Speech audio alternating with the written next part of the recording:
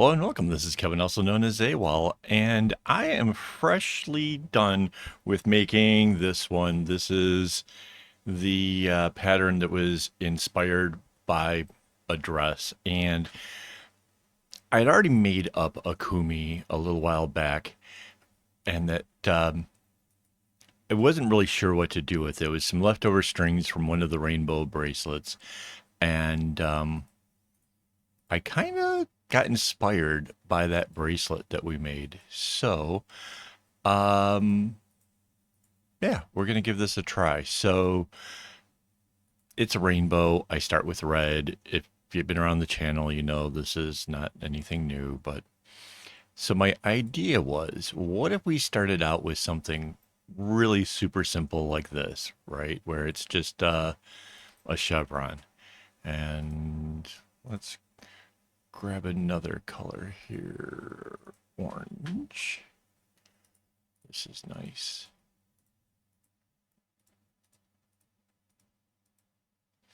All right, grab another color.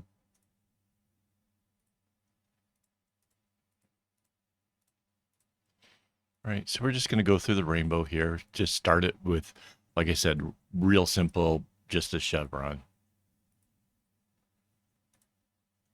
Do, do, do, do, do.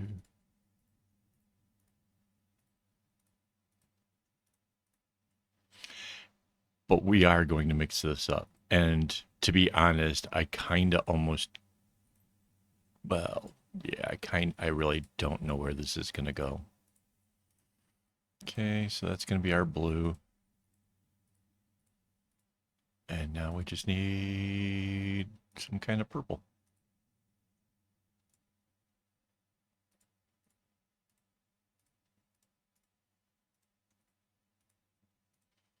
Now, if you've ever done chevrons, and I'm sure many of you already have, you know that the red will be the next color.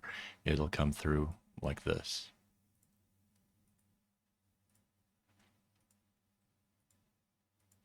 Now, at this point, I want to change it into doing a chevron like we did in that other bag. Or, well, not the bag, I'm sorry. This thing. So now is where it starts to get a little bit. Where are we going?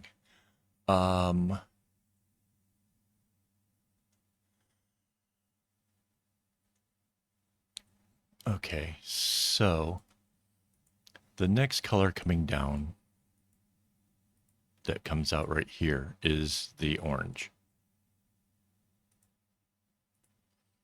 So this is where we get to make choices, and the choices will definitely impact the way the thing overall looks.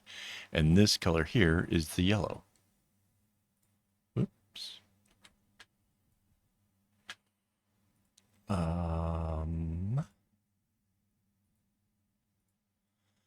Okay. So we have the choice of which color comes out next under here, right? Because of what we choose at this point here. So this is kind of important, but not overly important. So if you're designing this and you want to kind of try different things, this would be a thing. I'm thinking, what if we try to bring the orange in so to be the next color here? I kind of don't know what happens then to the yellow.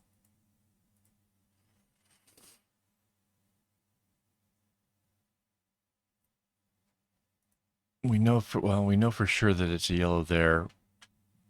This could be questionable, because maybe we bring the yellow down in to become the next one down, because the red will come around like this and come back out.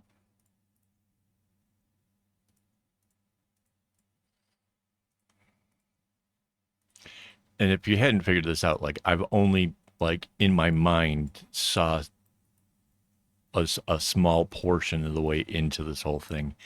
And then, yeah, at that point, after anything after that is sort of like a, you know, If it turns out cool, awesome. Oops. I didn't mean to make that different. All right, so that's how the red goes out, is here. Sure, why not? All right, and we're still a good ways from the middle, so that's kind of good. So if we want to continue the colors in the sequence, like to have the yellow as the next one down here, it would have to go this way. And that's not bad. I mean, it's obviously, it can travel that way pretty well.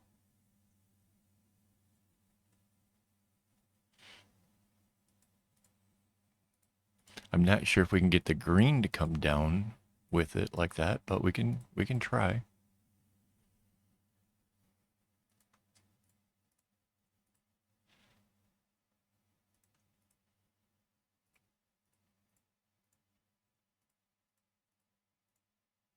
That's kind of neat. All right, let's see where the green comes from and to.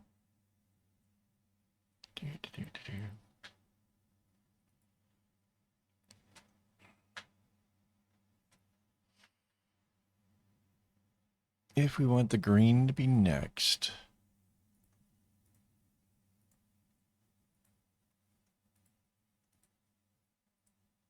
this would be the path. Now, this can take two different ways. This can come out this way, or duck under and under. Let's do the ducking thing. Oh, wait. Let's make that the orange. Let's make that the yellow. And we'll make that the green. Right? See, because when you have the underlying strings, right, you can, whoops, you can, as long as the string goes there, you can choose that color. Right? We have a yellow coming into this. We can choose that as the color, and then we can put a green over here. That's pretty cool. So there's a lot of zigzags going on as far as getting colors to where we want them to be. It's not necessarily a bad thing. It's making patterns turn out the way we want, so that's kind of cool.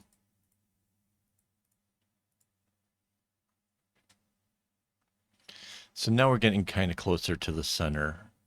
So I don't know that we're necessarily going to get quite all the way through this little rainbow setup thing that we got going on here. But we can bring the blue in like that.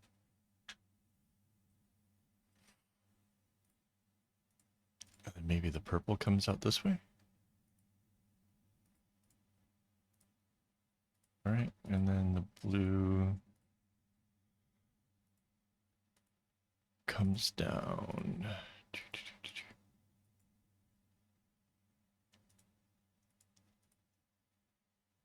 Man, this definitely does get kind of complicated, kind of fast. That's all right. So we're just going to let the yellow kind of run out here. The orange will come over this way.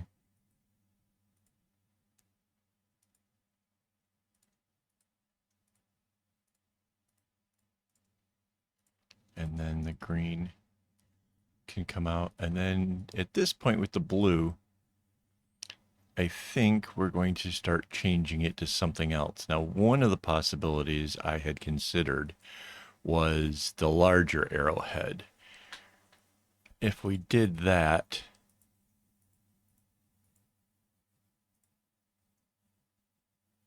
we would not have a whole lot of room. We could do the blue and then the purple, and it would just start to get to the red at the very center. Yeah, Yeah. So again, if you haven't seen the other video about the dress thing, this one, right? Um, the basic idea was that there's like three different patterns or something kind of working in there because that's kind of what the fabric kind of looked like to me. So, yeah. All right. So wait, how does the purple get down here now?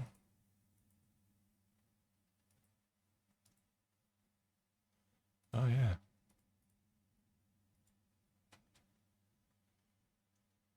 Yeah, that works out splendidly, or actually. And the green comes out, the blue comes out, and then the purple. Whoop, nope, that's not right. The purple would be that away.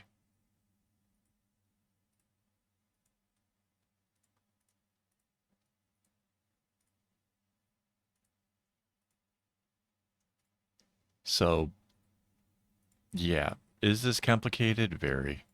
This is some kind of advanced pattern making. Um, and this is 100% being done on the fly. No rehearsing, no gimmicks, no whatever. I'm working this out as we go. I do like the fact that we're keeping the colors kind of in order. When I was trying to picture this in my head, I pictured the fact that things could go completely different. Like it could end up being so strange and different at the end. And I was kind of okay with that. I was like, if we end up where it's just colors in almost a random order, um, neat. That would be, completely different, something whatever. But this, it turning out the other way seems more like, wow, okay, I'm not mad.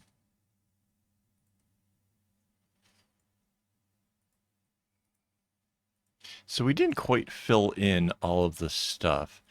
And yes, if we filled in the easy things, this would be easier. Like we know this is the path of the green. Actually filling in the underlying strings first would certainly make this easier. We know that the blue is outside of this purple. Putting it into place would make this a little bit easier. Um,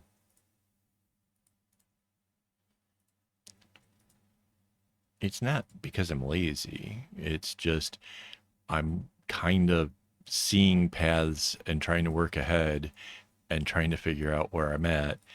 That's sort of throwing the whole thing off a bit. So I apologize if that makes it a little bit harder to follow along with what I'm doing.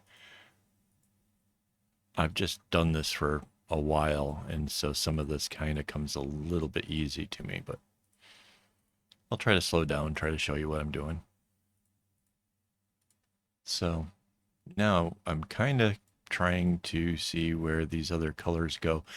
And this centerpiece is going to get kind of interesting, to be honest. I think it's almost all cold colors with the exception of the pop of the red, which I think will be very nice. Um,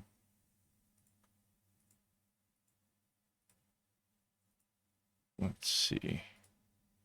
Yeah, all of the other colors, like the orange and the yellow, they're all underneath.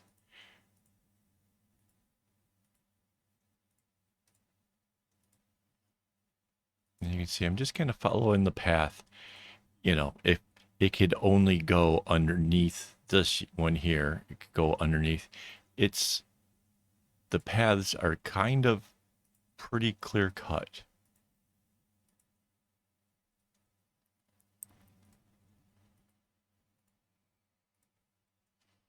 And then we're got to fill in this blue that we didn't do right here. And we got some more stuff up at the top that we have to fill in. So that was a purple. This one's a blue. Kind of skipped over a lot of this chevron area. Mostly because it's kind of easy. There's no hidden tricks or anything about it. It just kind of...